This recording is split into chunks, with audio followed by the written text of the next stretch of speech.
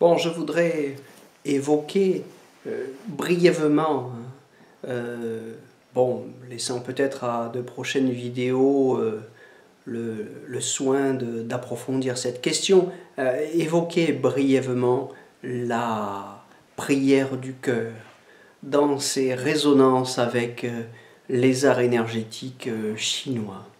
Alors, c'est une relation, c'est une comparaison qui fait quelquefois sursauter les chrétiens, spécialement les catholiques romains. Mais c'est bien dommage. Je crois qu'il y a quelque chose d'universel dans la nature humaine.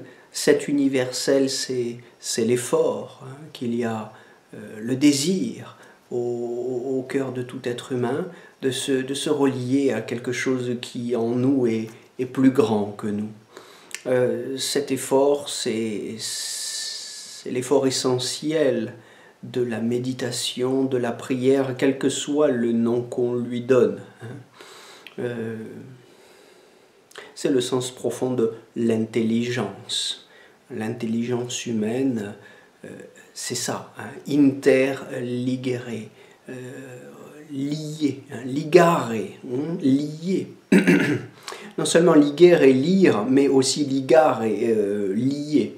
Bon, cet effort essentiel, il est là, au cœur de la prière ou de la méditation, quel que soit le nom qu'on lui donne. Alors, évidemment, je n'ignore pas que les discours et les religions bouddhistes, taoïstes et autres en Orient, ou bien de l'autre côté, les religions catholiques, protestantes ou chrétiennes orthodoxes, etc., sont des religions différentes, adossées à des doctrines, à des théologies tout à fait différentes. Mais au-delà de ces différences, il y a peut-être aussi quelque chose d'essentiel, universel, c'est-à-dire commun à toutes ces religions, commun à l'effort de tous ces sages et de tous ces saints qui, sur la planète, ont essayé de se relier à quelque chose de plus grand qu'eux. Par des moyens sensiblement identiques, hein, par des moyens qui résonnent, en tout cas, par leur ressemblance. Alors, qu'est-ce qui résonne? D'une part, le travail sur le corps, hein, la prière, comme les arts énergétiques chinois, parlons du Qigong pour faire court, même si je sais bien que le terme Qigong est un terme récent. Bon, ce terme récent, qui date du milieu du XXe siècle, sert aujourd'hui, bon, disons, de notion fourre-tout, mais qui véhicule derrière elle tout un ensemble de pratiques d'origine bouddhiste, taoïste, confucéenne, etc. Hein. Ces pratiques chinoises et ces pratiques de la prière en Occident ont déjà ce point commun. C'est un travail sur le corps. En Occident, c'est la génuflexion. Pour les pères du désert, c'était debout, vertical, les pieds joints, les bras en croix.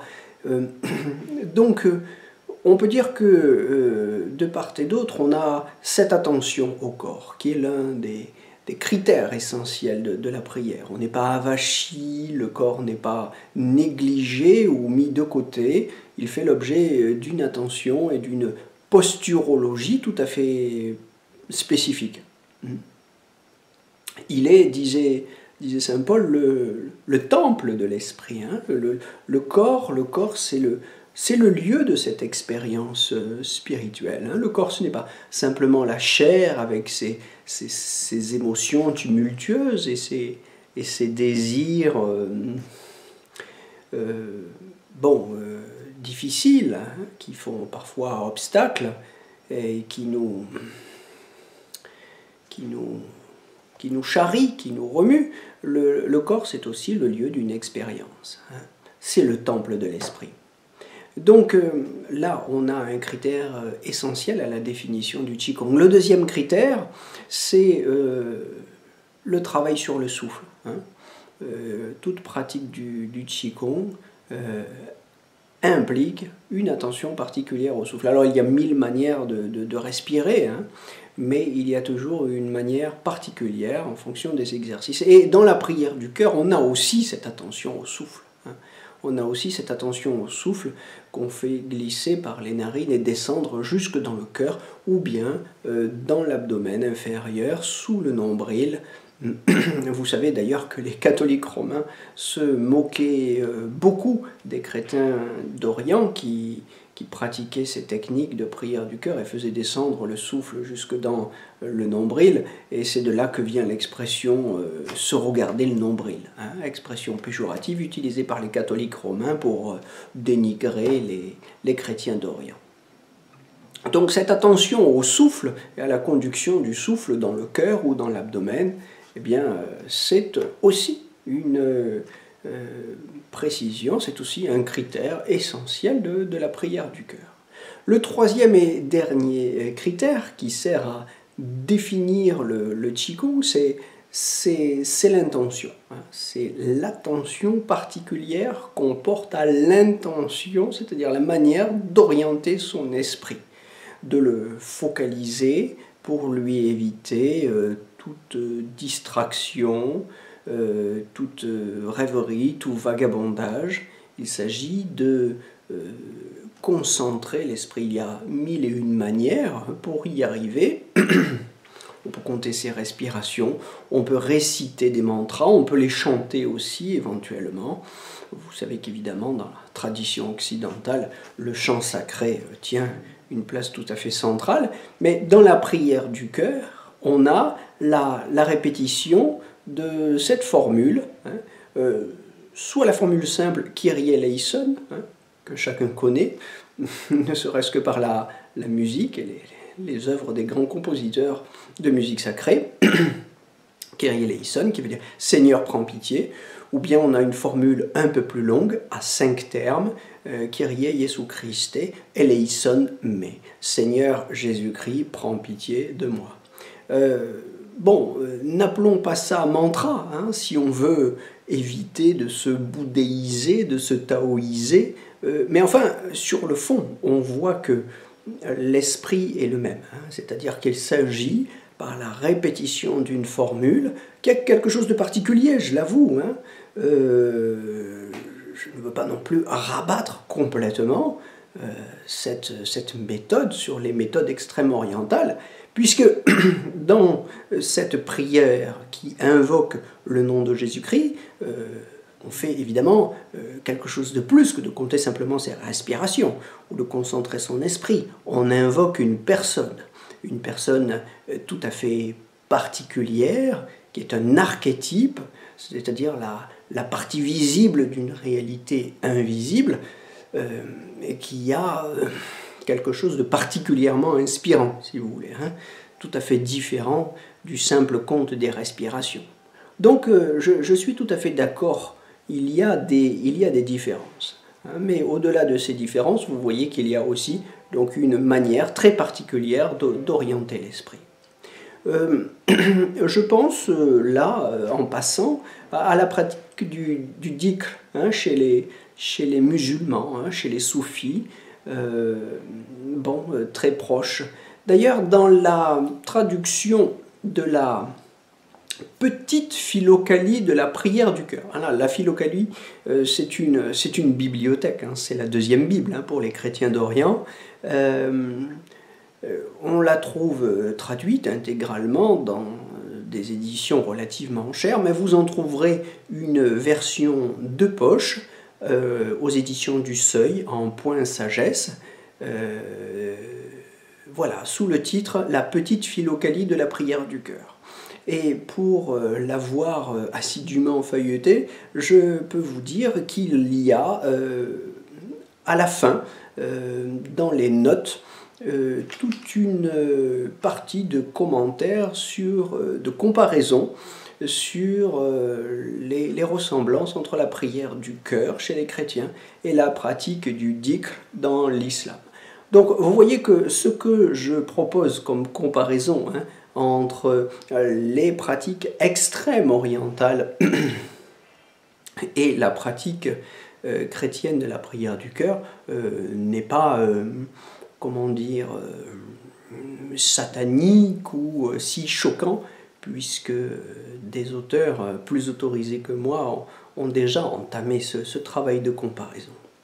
Je dirais, pour terminer, sur le plan théologique, qu'il y a des raisons très intéressantes de comparer les pratiques du Qigong avec la pratique de la prière du cœur et qui tiennent à la théologie orthodoxe, et notamment à ce grand théologien de la prière du cœur qui a été Grégoire Palamas, donc un moine de la tradition hésicaste, un moine d'Orient qui a consacré toute sa vie à construire une théologie des énergies.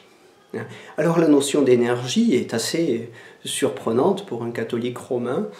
Dans l'église de Rome, dans le christianisme occidental, on parle assez peu d'énergie, mais la notion est beaucoup plus familière aux chrétiens d'Orient, surtout depuis Palamas, qui lui-même reprend cette notion à la philosophie d'Aristote. La notion est très ancienne, finalement, en Méditerranée. Chez Grégoire de Palamas, cette notion, reprise d'Aristote, prend un tour très concret, puisque les énergies, ce que Grégoire Palamas appelle les énergies incréées, c'est ce par quoi Dieu se fait connaître à nous. C'est ce que nous connaissons de Dieu. Alors ça ne veut pas dire que nous connaissons Dieu. Dieu est en lui-même, dans son essence, tout à fait inconnaissable. Notre esprit fini et le point de vue limité que nous pouvons avoir sur Dieu n'équivaut pas à une connaissance au sens fort du terme. Néanmoins, nous pouvons connaître quelque chose de Dieu à travers les énergies par lesquelles il se manifeste à nous, notamment l'expérience de l'amour et de toutes les vertus qui sont des énergies divines que nous pouvons expérimenter par l'ascèse, par la culture à laquelle nous invite toute cette tradition. Donc il y a des raisons, vous voyez, au-delà de la comparaison amusante, il y a de véritables raisons théologiques en allant chercher dans le texte. Je vous rappelle que on a aussi chez Saint Jean une invitation à rendre le souffle conscient, à vivre dans la conscience du souffle, comme le font tellement les bouddhistes et les taoïstes par ailleurs. Je vous rappelle que l'une des devises de l'évangile de Jean, c'est cette invitation à vivre en pneumatique aialetheia. Donc il n'y a pas besoin d'avoir fait beaucoup de grec pour entendre que dans cette devise, dans cette injonction, vivre en pneumati, il ne s'agit pas simplement de vivre dans l'esprit au sens intellectuel du terme, mais pneuma, vous l'entendez bien, c'est le souffle. C'est le souffle. Trop de traductions ramènent ce pneuma à l'esprit, en lui donnant évidemment cette nuance thomiste,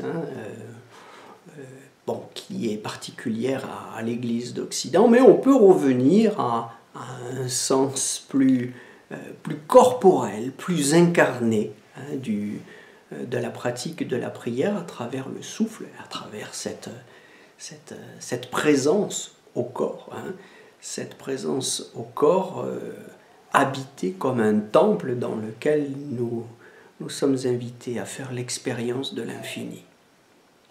Voilà, je ne voulais pas faire, de la soupe il ne s'agit pas de dire que la pratique de la prière dérive historiquement de la pratique extrême orientale de la méditation. Donc, je ne me hasarderai pas à faire ce genre d'hypothèse historiquement fausse, mais à interpeller, si vous voulez, les pratiquants, qu'ils soient bouddhistes d'un côté ou chrétiens de l'autre, sur le fait qu'il y a des résonances, qu'il y a, au-delà des différences, certaines, des différences philosophiques et théologiques dans ces traditions, des points communs, des résonances, un certain nombre d'indications qui me semblent universelles et susceptibles d'être méditées avec profit pour tous ceux qui, comme moi, ont ce souci de faire à la fois cette expérience de l'infini et puis de la penser aussi et de la comprendre. Je crois que qu'on soit occidental ou chinois, l'expérience des uns peut enrichir l'expérience des autres.